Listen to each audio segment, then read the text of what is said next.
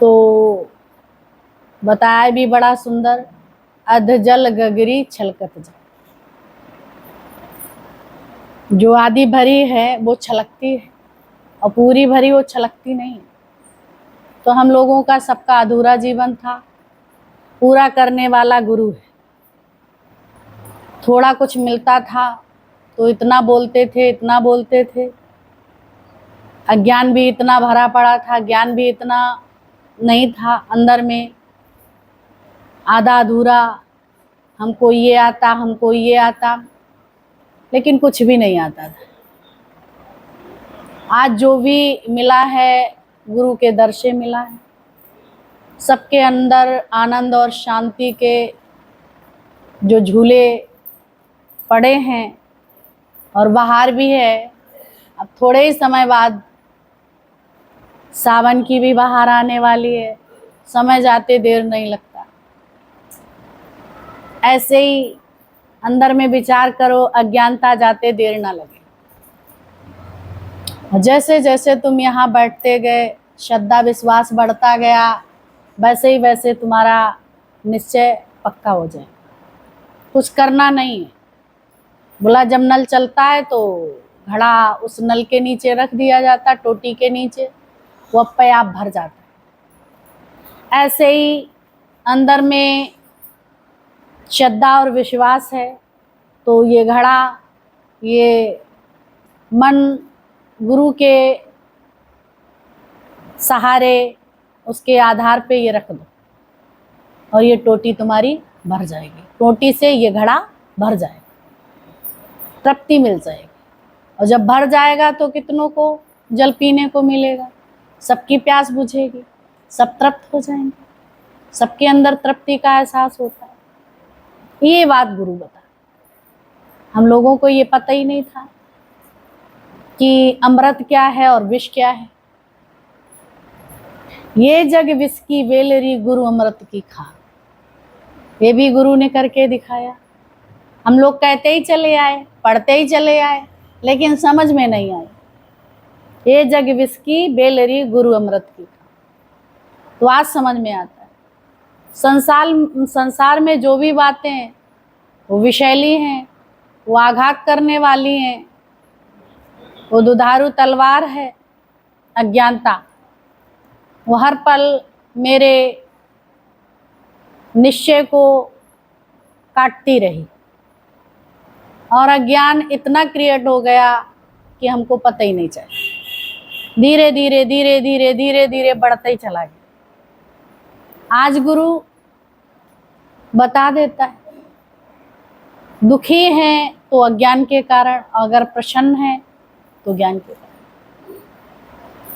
दुख सुख अज्ञान के कारण भासता है और आनंद गुरु के कारण। गुरु ने ऐसा कर्म हम सब पे कराया। हम लोग करने वाले नहीं थे, वही कराने वाला है। तो कहते भी हैं करन करावन आपे आप, मानस के कछ नहीं हाथ। और मानस कर्म करत बहुबात जाके करतब वृथा। मनुष्य भांति भांति से कर्म करता है और सब निरर्थक चले जाते हैं, लेकिन यहाँ तुम्हें कर्ता बना देता है।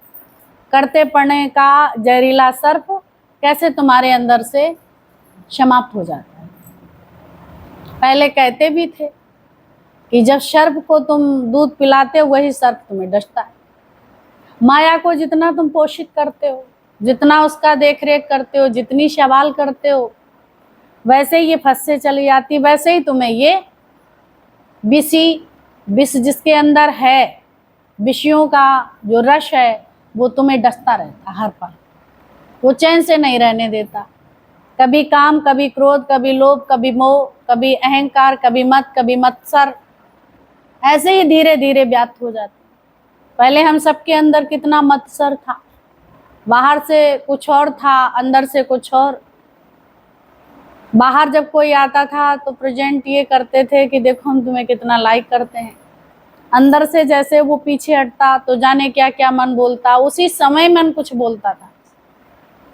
अंदर में ऐसे ऐसे टीस होती रहती, जैसे एक फोड़ा होता है, उसका बाहर मोड़ा नहीं होता है, मुंह नहीं होता, अंदर होता है, और उसमें पस पड़ जाता है तो दर्द होता है, बहुत भयंकर दर्द होता है कि नहीं?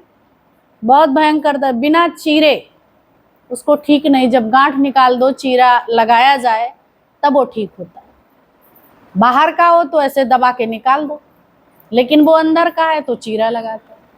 तो ऐसे ही गुरु ने हम सबको ये जो अंदर में मत्सर था उसकी पहचान बताई और उसने ये चीरा ज्ञान का लगाया, तब वो गांठ सहित निकाल दिया।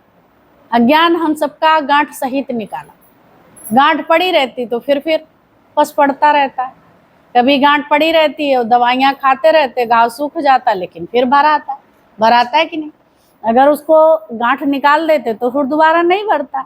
ऐसे ही माया की अंदर से गांठ निकल जाए, फिर जो है कुछ नहीं बाहर, फिर नहीं अंदर में कुछ होगा, ना दर्द है ना तकलीफ है, फिर आप फिट हैं। तो ऐसे ही रोज रोज गुरु से मिलते रहते हैं। गुरु की वाणी हमारे अंतःकरण को साफ करती रहती है। अंतःकरण की शुद्धि, मन की निर्मलता, अंतःकरण की शुद्धि। मन निर्मल होगा इस ज्ञान से। जब रोज धुलाई होगी, रोज सफाई होगी, तो छल कपट नहीं। निर्मल माना छल कपट नहीं, अंदर में कुछ नहीं, साफ सुथरा ये जीवन अपने आप तैयारी गुरु कर लेता है। हम लोगों को तो कुछ करना ही नहीं पड़ा। बच्चा गर्भ में 9 महीने रहा, वहां सवाल भी परमात्मा ने करी, और जब 9 महीने बाद बाहर आया तो भी भगवान ने करी कि नहीं? हम सब ने नहीं करी, उसी ने करी। फिर इसके बाद माँ क्या करती है? सवाल बच्चा कुछ नहीं करता है। परमात्मा के रूप में माँ प्रकट हो जाती है सामने, तो कौन है? भगवान ही तो है। उसके अंदर भी भगवान है, उसके अंदर मोह ममता डाल लेते। माँ के अंदर मोह ममता कौन डालता है? भगवान डालता है। मोह ममता बुरी नहीं है, अच्छी है। जब वो अतिशय बढ़ जाती है तो हानि पहुंचाती है। नहीं तो मोह ममता बनाने की कोई आवश्यकता। मोह ममता है तो तुम गंद कचरा उठाते। अगर मोह ममता ना हो तो उसकी देख रेख नहीं करें, सफाई नहीं करें, साफ सफाई नहीं करें, कुछ कर सकते? कुछ नहीं करते। तो मोह ममता इतनी डाल दी भगवान ने कि तुम गंद कचरा उसका उठाते हैं, उसको प्यार करते हैं, उसे नहलाते हैं, धुलाते हैं, उसकी तेल मालिश करते हैं, उसकी देख रेख करते हैं, सब कुछ करते हैं। जिनके अंदर ये मोह ममता नहीं है वो बच्चों से इतनी नफरत करते हैं, अपने ही बच्चों से छोड़ छाड़ के। अभी एक बात आई थी, एक जगह सुनने में दिया गया था, तो सामने ही माँ खड़ी थी, शादी विवाह इत्यादि सब किया, और पति भी डिप्रेशन में चला गया। समझाते समझाते, प्यार करते करते सारा घर का काम करता था, करने के बाद सब काम करने के बावजूद फिर वो ड्यूटी जाता था तो लेट हो जाता था, तो जॉब भी छूट गई। पत्नी काम करती नहीं थी, टिफिन भी नहीं लगाए, खाना भी नहीं बनाए। बच्चा पैदा हुआ तो सास ने पाला, ननंद ने पाला, उसने बच्चे को भी आंचल नहीं दबाया, और जब मर्जी होती थी तो निकल जाती थी। तो ये क्या हुआ?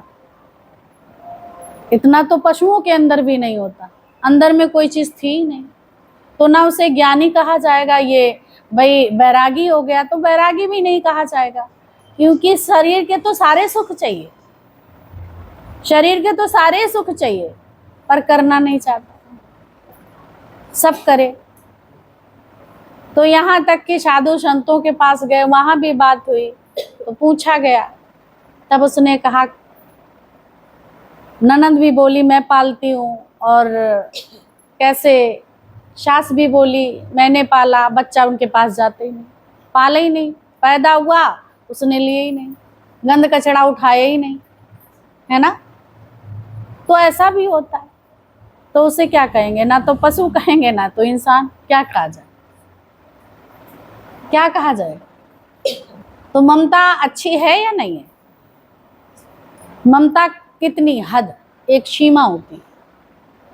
जो भी विकार तुम्हें दिए वो कार्य लेने के लिए दिए, फंसने के लिए, लेकिन हम लोग फंस जाते हैं। वो कार्य करके माँ सब फिर सबका करती है, बच्चे का भी करती है, और मेंबर्स होते हैं उनके लिए भी करती है, और अपने लिए भी करती है, और भजन कीर्तन भगवान का भी भजन करती है कि नहीं? तो ये सात्विक हुआ ना, ये प्रेम में परिवर्तित हो जाता है। हो जाते। तो घर छुड़वाया नहीं, घर के सारे कार्य करके। बोला गया आज से पति को बना के देना, पति डिप्रेशन में आ चुका, पागल सा हो गया। कैसे समझा, घर वाले बड़े परेशान, कुछ कह भी नहीं सकते। महीनों मायके 6-6 महीने के लिए कहीं इधर उधर फिर ढूंढना पड़ता तो लाया जाता। तो सौभाग्य है कि ऐसा पति, ऐसा परिवार, ऐसा घर बार सब कुछ मिला, है ना। और सबने उसको स्वीकार किया। उन्होंने कहा तुम बड़ी भाग्यशाली, ऐसा करने के बावजूद भी सब अपनाए हुए हैं तुम्हें, तुम्हारी रिस्पेक्ट करते हैं। नाम बताया कड़क के, पूछा गया तुमने क्यों नहीं किया, बोला ये सब करते थे, कुकिंग दाई माई ये सब करते थे तो मैंने नहीं किया। बच्चे को ये सब पाल रहे थे तो मैंने नहीं किया। बोला आपका पति को टिफिन लगा के, बोला हाँ अब दोगी, हाँ दो। अब बच्चे को देखोगी, हाँ देखेंगे। अब जिसने किया नहीं तो बड़ा कठिन काम लगेगा ना। और जो शुरुआती है, प्रेम प्यार हो तब तो कर सकते। प्रेम में क्या हो जाता है, क्या से क्या हो जाता है। तो अंदर में हर चीज होना आवश्यक है। प्रेम में सबकी गालियां, प्रेम में सब कुछ तुम हजम कर लेते हो, भला बुरा सब प्रेम में। नदी क्या करती है, अच्छा बुरा सब बहा के ले जाती है। तो प्रेम, ज्ञान अज्ञान सब, कैसे ज्ञान जब मिल जाता है तो अज्ञान सब बहा के ले जाता है, सबको प्रेम बांटती है। और कैसे तराई क्षेत्रों को सींचती भी है, सींचती है। ऐसे ही गुरु का प्रेम प्यार हम सबको आगे बढ़ा रहा है, सबके अंदर प्रेम भर रहा है, नफरत नहीं। तो नफरत अगर करनी है तो विकारों से करो, विकारों से करो, लोगों से नहीं। हम लोग लोगों से नफरत करते हैं, ये अपना है, ये पराया है। तो ये अपने पराये का भेद भी खत्म हो जाए। अभेद भक्ति, सबको देखो एक ही है, रूप अनेक तू ये कहिए। रूप तो उसके अनेक हैं, देखने में आता है, पर है एक ही। कई लोग पूछते हैं हमारे यहाँ शंकर जी भी हैं, तो फिर और भी देवी, शंकर जी का परिवार, राम जी का परिवार, इनका सबका है, और राधा कृष्ण भी हैं, माँ काली भी हैं, तो हम इनको भोग अलग अलग लगाएं। बताओ, भगवान एक ही है, एक ही है। तो बताता है कि नहीं, एक ही है। ना वो कृष्ण अलग है, ना शंकर अलग है, ना वो राम अलग है। ये रूप है अलग, पर है ये कोई दूसरा नहीं। वो तुम्हारा भोजन भी नहीं खाते, वो तुम्हारा भाव देखते हैं। भाव और भक्ति, तब शक्ति है, भाव और भक्ति। तुम जैसे लोग बैठते हैं एक कतार में, फिर उनको भोजन परोसा जाता है, क्योंकि ये शरीर, ये खाने वाले, वो निराकार बैठा हुआ है, तो शरीर का ये भोजन है। तो शरीर में अगर बैठे हो तो थाली सबको अलग अलग लगाई जाती है।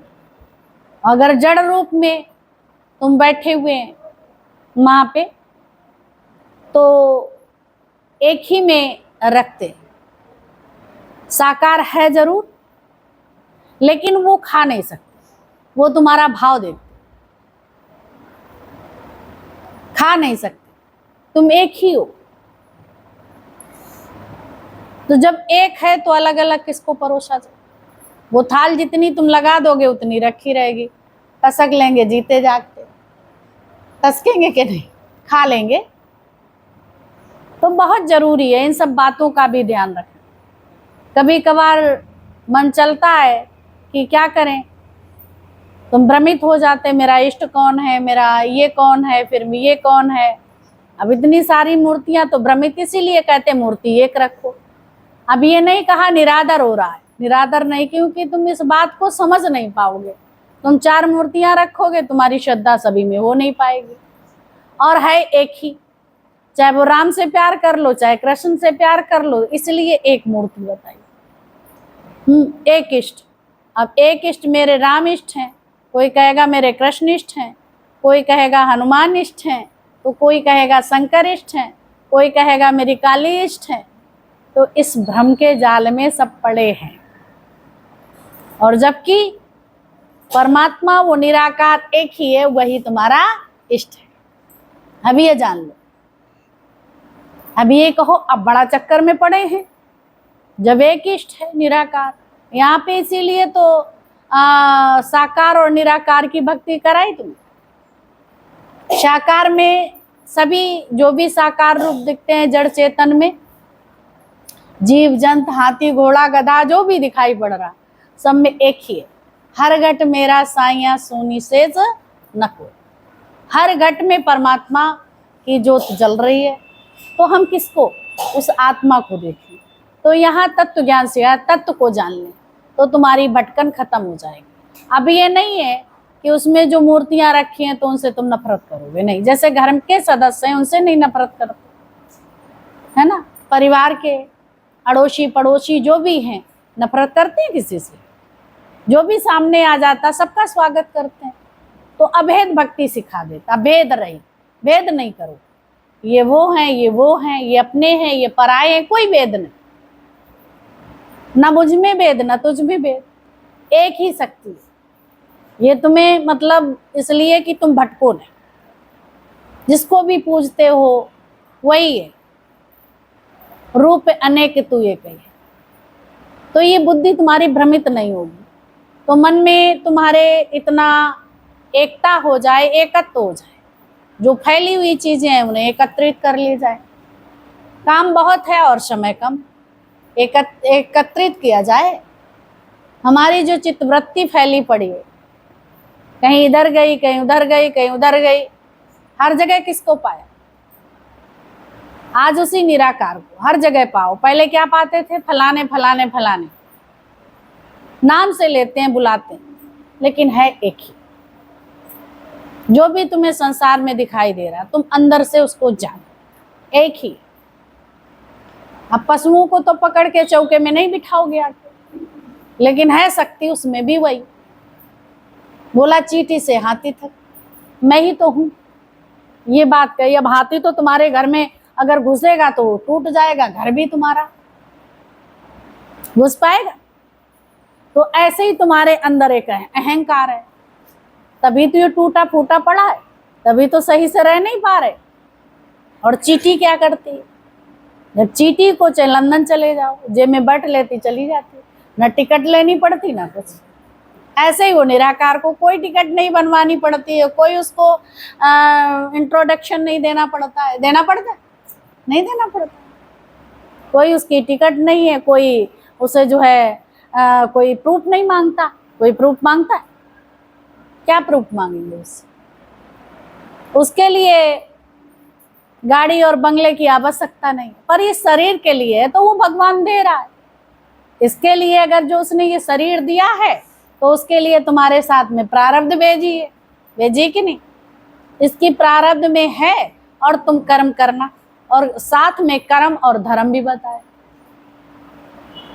जब भेजा तो कर्म करना भेजा, कर्म करो, फल की इच्छा ना करो। तो हम कर्म और धर्म सही से ना तो कर्म कर पा रहे थे, ना कोई धर्म स्थापित कर पा रहे थे। धर्म मेरा क्या? जन्म सिद्ध अधिकार है। क्या है? आत्मा। जन्म क्या है मेरा? मेरा धर्म है आत्मा, निजानंद। जात मेरी आत्मा, परमेश्वर परिवार है, बेगमपुर के रहने वाले, करते हम सब प्यार है। जात मेरी आत्मा है। और ये किसका है? परमात्मा का। ये सारी वर्ल्ड, जितने भी यहाँ जो कुछ बना है, सब परमात्मा का। वसुदैव कुटुंबकम, वसुदैव कुटुंबकम, ये भगवान का परिवार है।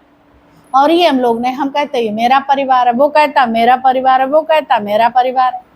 परिवार किसका है? उस परमात्मा। तो उसको सब कुछ पता है। तो यहाँ पे अगर आए हैं तो साथ में तुम्हारी प्रारब्ध आई है, लेकिन प्रारब्ध आपकी सफल जभी होगी जब आप पुरुषार्थ करेंगे। और प्रारब्ध में जो भी होगा वो तुम्हें मिलेगा, और नहीं भी है तो पुरुषार्थ आपका तीव्र है तो मिलेगा। पुरुषार्थ अगर तीव्र है तो पुरुषार्थ को भी मत्था टेकना पड़ेगा। समझ रहे? साधु संत कैसे हैं? भले ही उनके जीवन में कुछ ना हो, लेकिन उनके जीवन में तीव्र पुरुषार्थ है, 24 घंटा एक कर देते हैं, इसलिए तीव्र पुरुषार्थ है तो प्रारब्ध को घुटने टेकने पड़ते हैं। भगवान राम का तीव्र पुरुषार्थ है, सीता मैया का तीव्र पुरुषार्थ है, भगवान कृष्ण का भी तीव्र पुरुषार्थ है। आए धरती पे, गर्भ से ही लीलाएं शुरू कर दी है ना, तीव्र पुरुषार्थ। और यहाँ तो गर्भ से आके 12 ही लीलाएं शुरू करें तो बड़ी बात है ना, है। बोला कुछ ही समय तीव्र पुरुषार्थ अपने ही साथ कर लें तो वो भी नहीं होता। तो इसलिए जो हमारा जीवन है, लोगों से कैसे, लोगों से मेरा बैठना है, ये जरूर हम ध्यान करें। मेरा परिवार जहां भी हम बैठे हैं तो भी शब्द अच्छी जगह, कुसंगत में जाए मत ना और काया पे दाग लगाए मत। कुसंगत में नहीं जाओ, घर में भी रहो, संग में रहो, और भी जहां भी जाएं तो क्या साधु संगत है? ऐसे सांसारियों के साथ तो नहीं बैठे। अगर वहां बैठे हो तो याद रखना असर जरूर चढ़ेगा। ये जल्दी असर ज्ञान का क्यों नहीं चढ़ता? कारण सिर्फ एक ही है, इसलिए नहीं चढ़ता। इसलिए नहीं चढ़ता क्योंकि बार बार संग हम माया के लेते हो, संग दोष हो जरूर जाता है। जैसी संगत वैसी रंग, संगत ही से गुण उपजे और संगत ही से गुण जाए। संगत से गुण पैदा हो जाते हैं। आज हम सबके संगत प्रीतम भगवान का हुआ, माता जी का हुआ संगत, तो परिवर्तन आ गया। आ गया कि नहीं? गुरु जी का हुआ तो परिवर्तन आया। ऐसे ही सब दुनिया खा रही, पी रही है, दौड़ रही है माया के उसमें छलावे में। आज हम सबको गुरु ने बाहें पकड़ी है, तो अगर हम लोग जाते भी हैं तो पकड़ के खींच लेता, उसकी पकड़ बड़ी मजबूत, वो खींच लेता। मन बेचे सतगुरु के पास, तिस सेवक के कारण पास। जो मन गुरु को बेच देता उसके सारे काम बन जाते। तेरी बिगड़ी बनेगी किनसे? संतों से नाता जोड़ के। तो हम सबकी संतों से नाता जोड़ के ही बन रहे। रोज अभ्यास में रहें, रोज अभ्यास करें, रोज प्रभु का नाम लें। आज कैसे निम्रता से, सहजता से, सरलता से, बड़े प्रेम प्यार से दीदी लोगों ने सबको प्रेम से सींचा है और सबका सहयोग है। और यहाँ जो जो ज्ञान सुन रहे हैं, जहाँ जिसको दे के आते सबको लाभ मिलता, क्योंकि दोगे वही जो तुम्हारे प्रैक्टिकल में, जो तुम्हारे अनुभव में। और अनुभव की चीज अगर दोगे तो फायदा जरूर करेगी। अगर अपना अनुभव नहीं है तो नहीं फायदा करेगी। फिर जिसको तुम्हें जरूरत लगती है, जिसको जरूरत है उसी को देते। आज हम सबको जरूरत थी तो गुरु ने दिया। और ऐसा नहीं कि संसार को जरूरत नहीं है, लेकिन इस बात को वो जानते हैं, अज्ञानता बस भटक रहे, अज्ञानता के वश होके वो भटक रहे। लेकिन ज्ञान जब मिलता है तो भटकन खत्म हो जाती है, गुरु मिल जाता है तो भटकन खत्म हो जाती है। तेरवा में कितने लोगों की भटकन खत्म हुई, किसकी बदौलत? एक दिन के ज्ञान ने, माता जी के ज्ञान ने सबके जीवन में प्रकाश कर दिया। ये बात इसलिए कही जाती है कि माता जी के एक दिन के ज्ञान सबके अंदर प्रकाश कर दिया। तुम सब इतने दिन सुन चुके हो, तुम कितने घर को जला सकते हो, कितने घरों को तुम प्रकाशित कर सकते हो, कर सकते हो? कितने घर जो प्रकाशित कर सकते हो? जब एक दिन का ऐसा हमारा मसीहा है कि एक दिन के ज्ञान ने तहलका मचा दिया। तिरवा आसपास कितने गांवों में पहुंचा और सबके जीवन प्रकाशित हुए। कैसी भी बात जीवन में आई और ज्ञान से अपने आप हटती चली, अज्ञान अपने आप कटता चला। जब नदी बहती है तो क्या करती है? वो किसी में भेद नहीं रखती और बहती रहती है, सबको सुख देती रहती है। ऐसे साधु संत बहते रहते हैं, सबको सुख देते रहते, लेकिन तालाब इकट्ठा रहता है, एक जगह रहता है, वो बहता नहीं, इसलिए उसमें कीचड़ भी हो जाता है। जमीन में भी कीचड़ होता, बहाव नहीं होता, ऐसे घुसो तो कीच इसमें आ जाता पैरों में घुसने में, तालाब में। लेकिन नदी में ऐसा नहीं है ऐसा? नदी में ऐसा नहीं है। वो बहाव जितनी मिट्टी ऊपर ऊपर होगी बहा ले जाती है, लेकिन तालाब में उसी में किच किच किच किच किच किच। तो ये हमारा हद वाला जीवन कैसा था? किच किच का, तालाब में। और फिर तालाब का पानी गंदा हो जाता था, मटमैला हो जाता था, गंदा हो जाता, और उसमें गंदगी उसी में जमी रहती। लेकिन नदी में कितने लोग गंदगी धोते हैं, सब बहा के ले जाते हैं, तालाब में नहीं, है ना? तो वो शुद्ध रहता। ऐसे ही संत का जीवन। बोला पानी तो बहता भला और साधु तो रमता भला।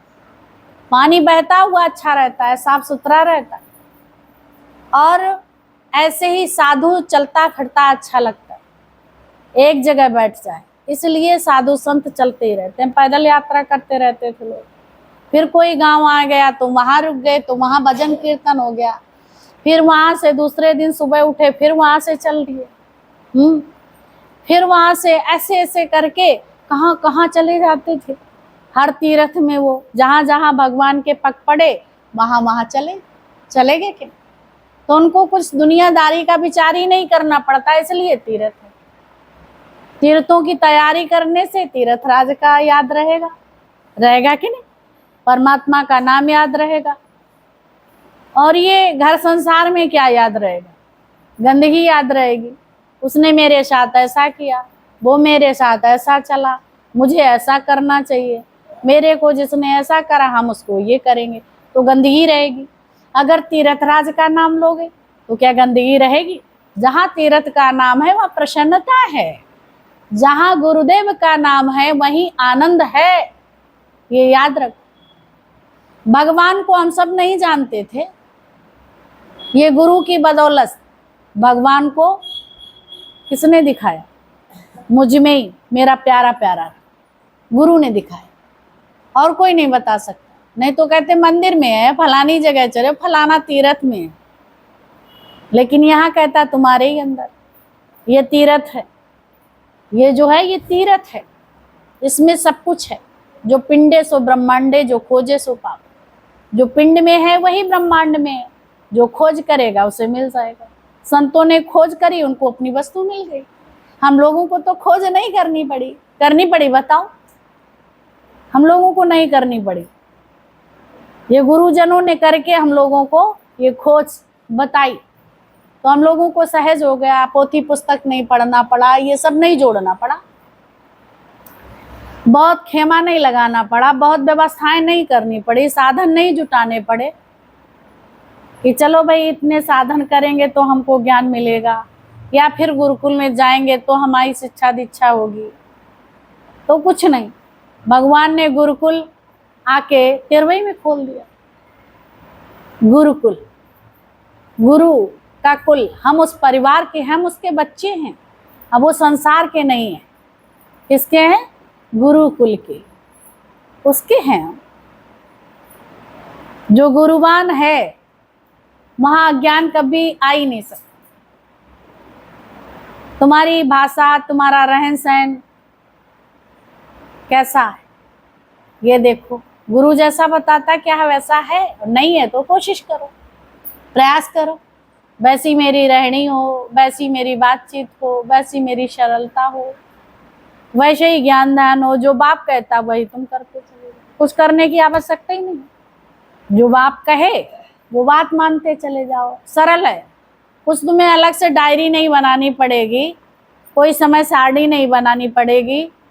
यहाँ पे ये रहने रुकने का जो कार्य चला तो कोई समय सारणी बनानी पड़ी? वो तो समय सारणी बनी पड़ी है ना। सुबह टाइम से उठो, सुबह वॉकिंग के लिए जाओ, योगा करो, है ना, नाश्ता पानी जो भी है तो बना पड़ा है। उसके लिए हमें मुझे दैनिक नंदनी नहीं बनानी पड़ी, ये सारी सुविधाएं उसके लिए। बस जरूरत इतनी है कि आप सबको जरूरत है तो लेते जाओ। जहाँ तुम जाओगे वहाँ तुम्हारी प्रारब्ध है। ये नहीं है कि वहाँ हम क्या खाएंगे, वहाँ तो हमारे पति और परिवार पुत्र चलाते हैं। नहीं, वहां भी भगवान नहीं चला रहा तुम्हारा ये भ्रम है, इसलिए तुम वहां से आसक्ति नहीं छोड़ पा रहे। हम नहीं होंगे तो कैसे घर चलेगा? चलेगा जब तुम मर जाओगे ना, तब भी चलेगा। कई लोग सुसाइड करके मर जाते हैं, तो क्या घर नहीं चलते हैं? ये कहते हैं मैं मर जाऊंगा, क्या करें? जब अंदर में बड़ा दुख होता, कष्ट होता, परेशान होते, सुसाइड कर लेते। बोला तुम्हारे सामने मेरे सामने ठीक नहीं चल रहे, ऐसे नर्क में कैसे रहे? तुम रह रहे थे। बोला अब मैं मर जाऊंगा, तब भी चिंता थी, कैसे चलेंगे? चिंता ही की वजह से मरे। और जब मर गए तो भी चिंता ही लाद के मरे, मैं अपने छुट्टी पा लूं। लेकिन आवागमन से छुट्टी नहीं पाई। गुरु जी ने मुक्त करा दिया, तुम्हें विचारों से बाहर से मुक्त नहीं कराया। समझ, जहां बैठे हो वहां तुम्हारी सुरक्षा है, मुक्त नहीं करा।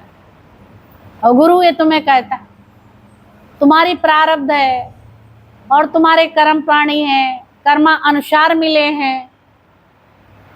अभी भी नहीं तुम्हें कायर बनाया कि कर्मानुसार मिले हैं, प्रारब्ध है, तो तुम्हारे साथ अन्यायकारी कर्म हो रहा है, कार्य हो रहा है, तो उसको ये समझ के तुम सहते भी रहो।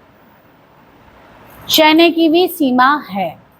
इसके बाद उसको बोलो, बात करो, सामने खड़े हो। नहीं माने, तुम्हारा रास्ता अलग, उसका रास्ता अलग है।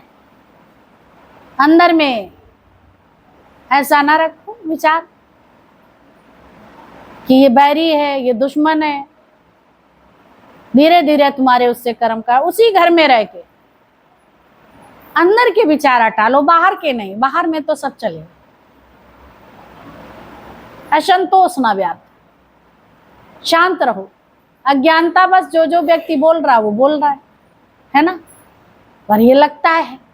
इसीलिए यहाँ पढ़ाई होती है कि वो बिच्छू जो था नदी में तैर रहा था, उसका स्वभाव था डंक लगाना।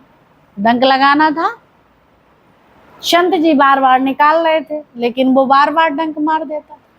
लोग वहां बैठ के देख रहे थे, कह रहे थे भाई आप भी इसमें क्यों लगे पड़े, और आप निकालते हैं, फिर ये जो है डंक आपको मार देता है, फिर आप उसे निकालते हैं।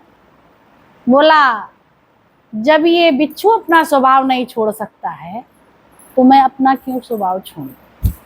समझ रहे? बहुत छोटी सी बात है, छोटी सी बात। बिच्छू अपना स्वभाव नहीं, ऐसे ही संसार में जहरीले बिच्छू जैसे लोग हैं, वो अपनी आदतों से बाज नहीं आते। तुम अपनी आदत से क्यों बाज, अपनी क्षमता ही क्यों छोड़ते? समझ गए? तुम अपने संत स्वरूप से नहीं हटो। संत स्वरूप माना तुम भगवान का रूप है ना। ऐसा कर पाओगे? कोशिश करो। अगर नहीं सहन होता, अपनी दूसरी जगह हट जाओ।